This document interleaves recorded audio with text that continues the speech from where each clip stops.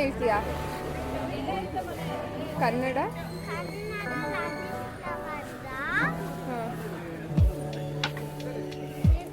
ಶುಭಾಶಯಗಳು.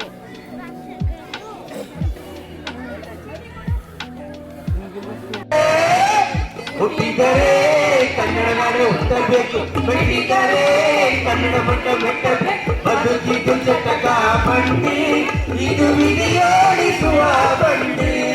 ಬದುಕಿದು ಚಟಕ ಬಂಡಿ, ವಿಧಿಯಾಡಿಸುವ ಬಂಡಿ. ಹುಟ್ಟಿದರೆ ಕನ್ನಡ ನಾಡನ್ನು ಹುಟ್ಟಬೇಕು, ಬೆಟ್ಟಿದರೆ ಕನ್ನಡ ಮಣ್ಣ ಮೆಟ್ಟಬೇಕು.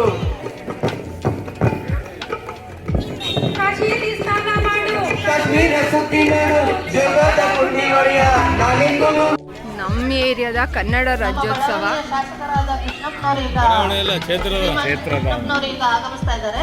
ಎಲ್ಲರೂ ಯತ್ನಿಂದ ಚಪ್ಪಾಳೆ ಸಮೇತ ಅವರನ್ನು ಸ್ವಾಗತ ಕೋರಬೇಕು ಅಂತ ಕೇಳ್ಕೊಳ್ತೀನಿ.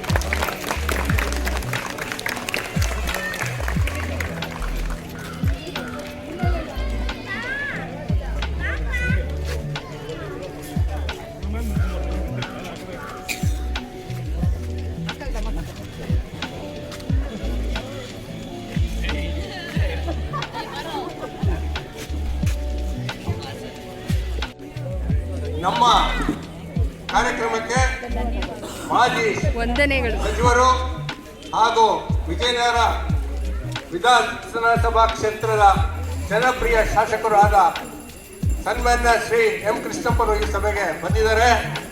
ಅವರಿಗೆ ನಿಮ್ಮೆಲ್ಲರ ಪರವಾಗಿ ತುಂಬ ಹೃದಯದ ಧನ್ಯವಾದಗಳನ್ನ ಅರ್ಪಿಸ್ತಿದ್ದೀನಿ.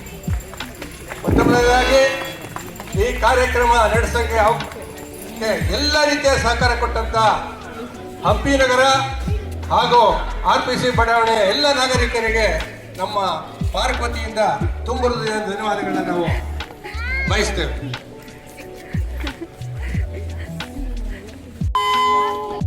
ಧ್ವಜಾರೋಹಣ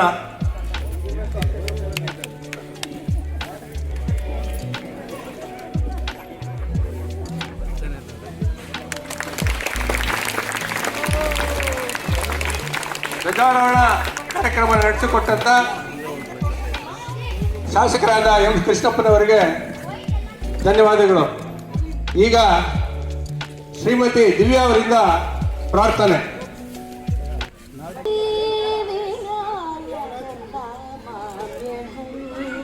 ಶ್ರೀ ವಿನಾಯಕಂ ನಮಾಮ್ಯಹಂ ದಯಾ ನಿಧಿಂ ಶುಭವರದ ಶ್ರೀ ವಿನಾಯಕಂ ನಮಾಮ್ಯಹಂ ನಮಾಮ್ಯಹಂ ವರಗಜವದನಂ ಅನನ್ವಯಚರಿತಂ ವರಗಜವದನಂ ಅನನ್ವಯಚರಿತಂ ರಹಿತಂ ಸುರಗಣಮೋದಿತಂ ಕಲಿಮಲರಹಿತಂ ಸುರಗಣಮೋದಿತಂ ವ್ಯಾಸನಾರದಾದಿಪೂಜಿತಪಾದಂ ಶ್ರೀ ವಿನಾಯಕಂ ನಮಾಮ್ಯಹಂ ದಯಾ ನಿಧಿ ಶುಭವರದ ಶ್ರೀ. 1956 ಇಸ್ವಿ ನವೆಂಬರ್ 1ನೇ ತಾರೀಕು ಹೈದರಾಬಾದ್ ಪ್ರಾಂತ್ಯದಿಂದ ರಾಯಚೂರು, ಗುಲ್ಬರ್ಗ, ಬೀದರ್ ಮತ್ತಿತರ ಪ್ರದೇಶಗಳು, ಅದೇ ರೀತಿ ಬಾಂಬೆ ಕರ್ನಾಟಕದಿಂದ ಕಾರವಾರ, ಬೆಳಗಾಮು ಮತ್ತಿತರ ಪ್ರದೇಶಗಳು, ತಮಿಳುನಾಡಿಂದ ನಮ್ಮ ದಕ್ಷಿಣ ಕನ್ನಡ ಏನಿದೆ ಮಂಗಳೂರು ಅದೆಲ್ಲ ಬಂತು. ಅದಾದಮೇಲೆ ಕೊಳ್ಳೇಗಾಲ ಎಲ್ಲ ಬಂತು ಸಪ್ರೇಟಾಗಿ. ಈ ರೀತಿ ಎಲ್ಲ ಹರಿದಂಚೋಗಿದ್ದಂಥ ಕನ್ನಡ ಮಾತನಾಡೋ ಪ್ರದೇಶಗಳು ಎಲ್ಲ ಒಂದಾಗಿರೋಂಥ ದಿನ ನವೆಂಬರ್ 1, 1956 ಇಸ್ವಿ. ಆಮೇಲೆ ಹಳೆ ಮೈಸೂರು ರಾಜ್ಯ, ವಿಶಾಲವಾದಂಥ ಮೈಸೂರು ರಾಜ್ಯ ಆಯಿತು. ಅದಾದಮೇಲೆ 73ರಲ್ಲಿ ನವೆಂಬರ್ 1ನೇ ತಾರೀಕು ನಮ್ಮ ದೇವರಾಜ ಅರಸರವರು ಮೈಸೂರು ರಾಜ್ಯ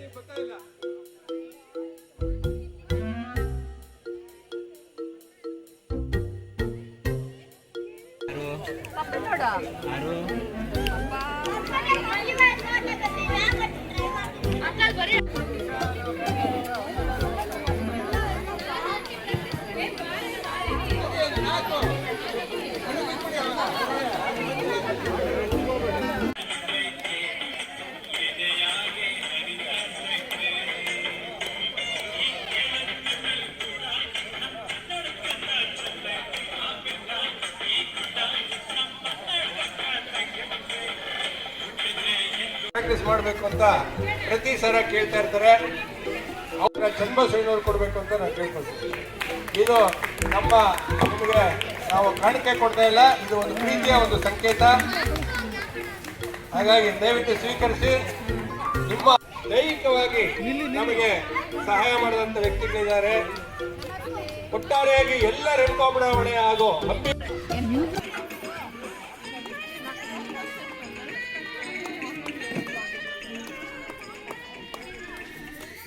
ಅಭಿಮಾನಿಗಳು ಜಾಸ್ತಿ ಆದ್ರಿ ಈಗ.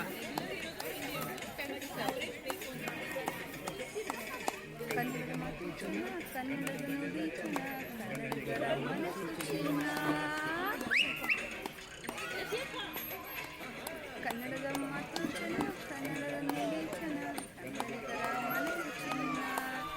ಇಂಥ ನಾಡಲ್ಲಿ